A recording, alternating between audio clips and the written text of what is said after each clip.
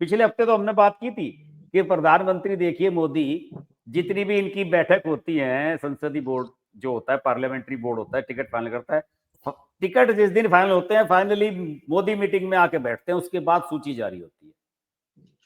राहुल गांधी ने कभी ऐसा काम किया हो तो बता दो। वो इसका तो खासम खास आदमी है, 2 साल से लगा रखा है कृष्णा लवरू वहां पे, उसी पे सबसे ज्यादा आरोप लग रहे हैं। आप भूल गए वो अशोक वानखेड़े और तमाम लोगों ने जो है केसी वेणुगोपाल के हरियाणा चुनाव में आरोप लगाए थे।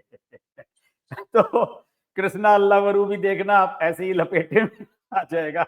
जब इनकी खाता नहीं खुलेगा ना, 5 7 8 सीटें आएंगी, तब फिर वही आरोप लगेंगे और फिर ये कहने लगेंगे साहब वोट चोरी हो गई, फलाना हो गई, ढिमकाना हो गया। अब जब मौका है चुनाव लड़ने का, टिकट बांटने का, इस समय आप गायब हो गए। ये हाल है साहब इनका तो। हाँ, तो कांग्रेस की तो बिल्कुल नैया बिना पतवार की नैया है। तो उसमें तो कोई उसका खेवनहार ही नहीं है। वो तो यूं ही डोल रही है बस ऐसे ही। हाँ ठीक है, थोड़ा सा भी तूफान आया तो डूब जाएगी।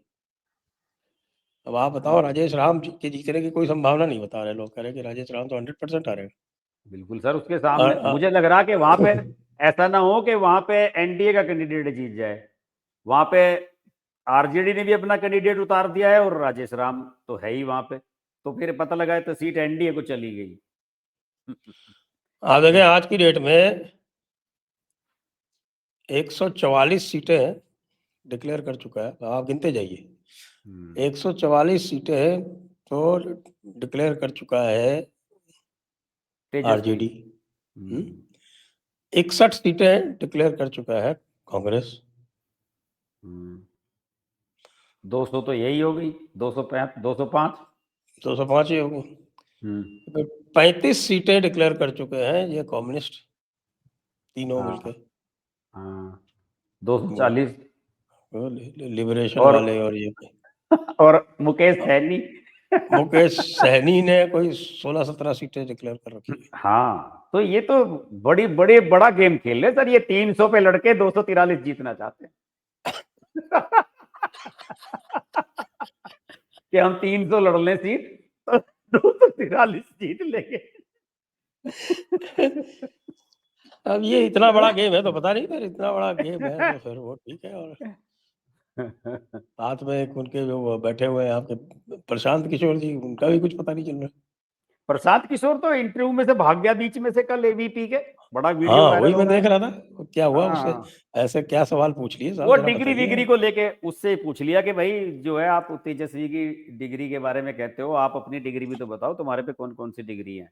कुछ इस तरह की बात हुई, मैंने पूरा नहीं सुना, लेकिन वो डिग्री वाला मामला था कि तेजस्वी के बारे में जो कहते हैं, क्योंकि तेजस्वी पे इसने टारगेट रखा और मीडिया का एक बड़ा सेक्शन इस बात से बड़ा नाराज है कि प्रशांत किशोर जो है वो केवल तेजस्वी को टारगेट करता है। और वही वो करे भी क्यों ना, वो जनता से यूं कहता है कि भाई इस आरजेडी कांग्रेस इनमें से किसी को भी वोट दोगे तो नौवीं फेल तेजस्वी बनेगा चीफ मिनिस्टर। नीतीश कुमार कम से कम मैकेनिकल इंजीनियर पढ़ा लिखा तो है, वो सिर्फ यही तो कहता है। और फिर ये कहने लगते हैं कि साहब ये बी टीम है इसकी और ये है फलाना है ढिमकाना है। ये कहानी कहने लगते हैं लोग। तो कुछ ऐसा ही इंटरव्यू था वो, मैंने देखा नहीं, एबीपी पे आया था, तो उसी में से भाग गया वो बीच में उठ के। अच्छा, और कोई ये जो इंटरव्यू कर रही थी ना, ये क्या नाम है इसका लेडी का? मेधा रूपम, पता नहीं कुछ ऐसा अजीब नहीं सा नहीं नाम नहीं, है। ये तो वो है, क्या नाम है इसका, एबीपी लाइव पे मेघा मेघा प्रसाद या कुछ ऐसा हाँ, नाम है मेघा इसका। प्रसाद ही है ये। हाँ, मेघा बता तो तो रहा मेघा, हूँ। ये तो ऐसी कोई हल्ले गुल्ले वाली भी नहीं है, नहीं, वैसा नहीं है। नॉर्मल हाँ सी एंकर है। उस नॉर्मल सी हाँ एंकर को अगर नहीं फेस कर पाया है तो फिर बाकी क्या फेस करे? हाँ, सही बात है। कहीं कोई अर्नब गोस्वामी जैसा मिल गया तो क्या होगा? और ये प्रशांत, लेकिन लोग तारीफ कर रहे हैं कि ये इंटरव्यू अच्छा था, अच्छे क्वेश्चन उसने पूछे थे उससे। बल्कि हाँ, किसी ने तो ये भी लिखा हुआ था कि जैसे अर्नब ने राहुल गांधी को एक्सपोज किया था, ऐसे ही हाँ। इस इंटरव्यू में जो है प्रशांत किशोर एक्सपोज हो गए, इसलिए वो छोड़ के भाग गए बीच में। प्रशांत किशोर का सर कुछ नहीं होने वाला। हम तो कितने महीनों से जब भी जिक्र करते हैं, मैं तो आपसे हमेशा ही कहता हूं कि मुझे तो लगता ही नहीं कि प्रशांत किशोर की जो है वो खाता भी खुलेगा। पता नहीं क्यों, मुझे तो नहीं लगता उसका कोई खाता खुलेगा, उसे कोई वोट देगा। बिहार में खाता कौन खुलता से वोट होता देते तो हैं? खुद कहीं से लड़ लेता ना, खुद ही नहीं लड़ा। हाँ, इसलिए ये भी लोग कह रहे सब हैं कि खुद सबसे भी ज्यादा इसीलिए नहीं लड़ धक्का रहा, तो डरने के डर से। जन स्वराज को तो इसी से लगा कि प्रशांत किशोर ही पीछे हट गए चुनाव लड़ने से। हाँ, अब आप केजरीवाल बनना चाहते हो तो केजरीवाल ने कम से कम हिम्मत तो दिखाई थी चीफ मिनिस्टर के चुनाव खिलाफ लड़ा था। चुनाव लड़ने की। हाँ, बिल्कुल सही बात। उसका सारा ऑरा ही उसी से बना, जो चीफ मिनिस्टर के हाँ, खिलाफ लड़के जीता। हाँ, वो मोदी के सामने लड़ा था 2014 में सर। मोदी के सामने लड़ा जाके। हाँ, यही तो है।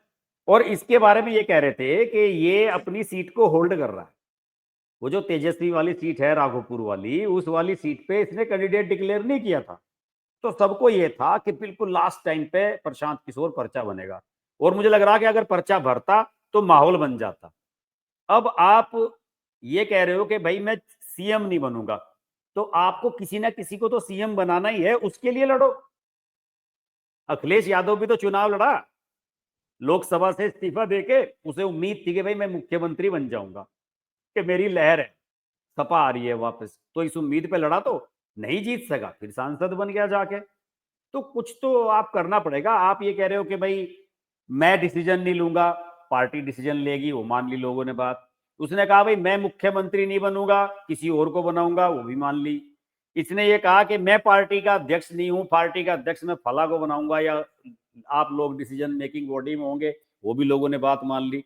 लेकिन यार ये तो कम से कम आप चुनाव तो लड़ो ना।